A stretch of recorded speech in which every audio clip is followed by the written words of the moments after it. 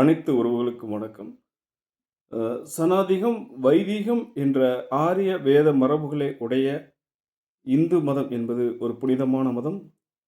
அது பல்வேறு பண்பாட்டு கூறுகளையும், பல்வேறு சடங்கு வேத சடங்கு முறைகளையும் கொண்டிருக்கின்ற இந்து மதமானது புனிதமான மதம். அந்த மதம் ஆரிய பிராமணர்களுக்கு உரிய மதம்.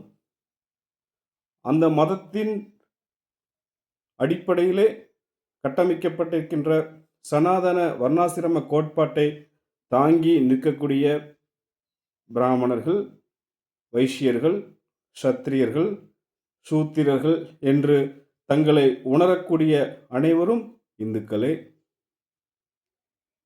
ஆக இந்து மதம் என்பது ஒரு புனிதமான மதம். அது பிராமணர்களை கோட்பாடுகளின் தத்துவத்தையும் ஏற்ற அந்த நால்வர்ண சாதிகளுக்கு இந்து மதம் புனிதமானது. அதே வேளையிலே தமிழ் குடிகளான கிட்டத்தட்ட 10,000 ஆண்டுகளுக்கு முற்பட்ட ஒரு உலகத்தில் ஒரு பழந்தமிழ் குடிகளான தமிழர்களுக்கு இந்து மதம் என்பது ஒரு திணிக்கப்பட்ட மதமே.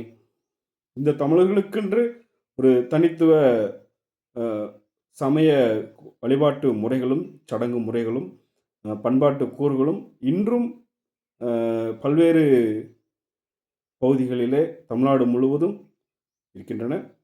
இந்த தமிழர்களுடைய சடங்கு முறைகளில் ஆன்மீக சடங்கு முறைகளில் ஆரிய பார்ப்பன இந்துத்துவ கலப்பு அல்லது திணிப்பால் தமிழர்களுடைய மெய்யியல் ஆன்மீக வரலாறு திணிக்கப்பட்டு மெல்ல மெல்ல அளிக்கப்பட்டு வருகின்றது. அதன் அடிப்படையில் அண்ணன் செந்தமிழன் சீமான் அவர்கள் கூறிய அந்த சிவனும் முருகனும் இந்து கடவுளா என்பதற்கு ஆதாரங்கள் கொடுக்க முடியும் என்றால் நிச்சயமாக ஒருவராலும் கொடுக்க முடியாது. ஏனென்றால் சிவனும் முருகனும் திருமாலும் கொற்றவையும் காளியும் தமிழர்கள், நம்முடைய முப்பாட்டன் பாட்டிமார்கள். தமிழர்களுடைய வழிபாட்டு முறையே பார்த்தீங்கன்னா நம்முடைய முன்னோர் வணக்க முறையாகும். சிவன் என்ற அந்த வேந்தன், சிவன் என்பதே வேந்தன் வழிபாடு தான். வேந்தன் யார்? அரசன். ஒவ்வொரு தமிழ் நிலக்குடிகளில் இருக்கின்ற அரசர்களை ஆண்ட மக்களை ஆண்ட அரசர்களுடைய நினைவாக அவர்களை வழிபடக்கூடியது தான் இந்த சிவ வழிபாடு. முருகன் வழிபாடு என்பது குறிஞ்சி வழிபாடாகும்.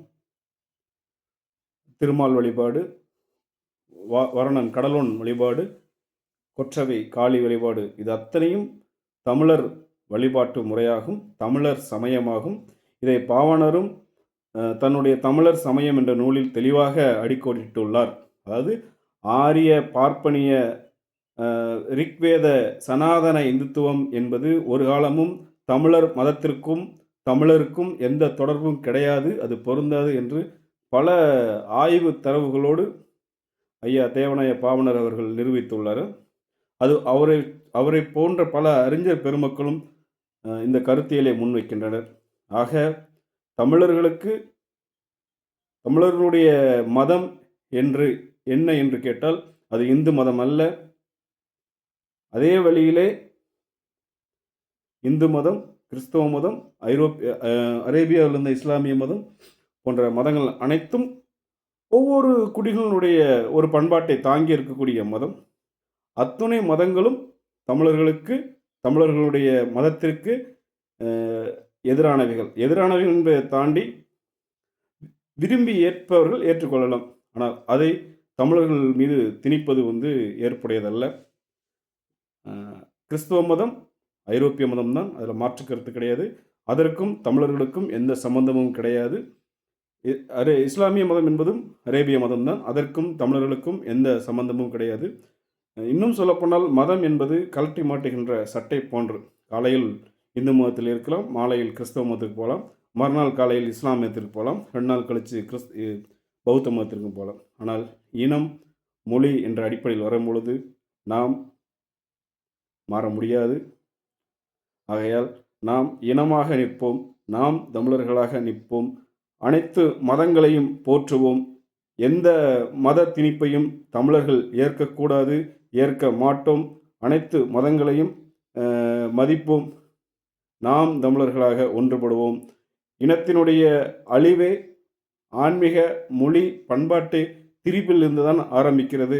ஆகையால் எனது அருமை தமிழ்க்குடி சொந்தங்களே, உங்களுடைய தமிழர் மரபைச் சார்ந்த உங்களுடைய முப்பாட்டன்களை வணங்குங்கள், போற்றுங்கள்.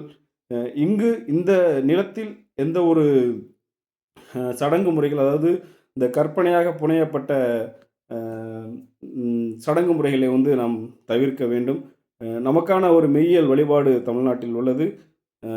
இந்த வழிபாட்டு முறை இந்தியாவில் மட்டும் இல்ல, உலகளவிலும் பரவி கிடக்கிறது. இதற்கு ஐயா ஒரிசா பாலு போன்ற பல ஆய்வறிஞர்கள் பல்வேறு தரவுகளை நமக்கு அளித்திருக்கின்றனர். அண்ணன் செந்தமிழன் சீமான் அவர்கள் வழியில் நின்று நாம் தமிழர்களாக ஒன்றிணைவோம். மதங்களை கடந்து, சாதிகளை கடந்து நாம் தமிழர்களாக ஒன்றிணைவோம். நாம் தமிழர்.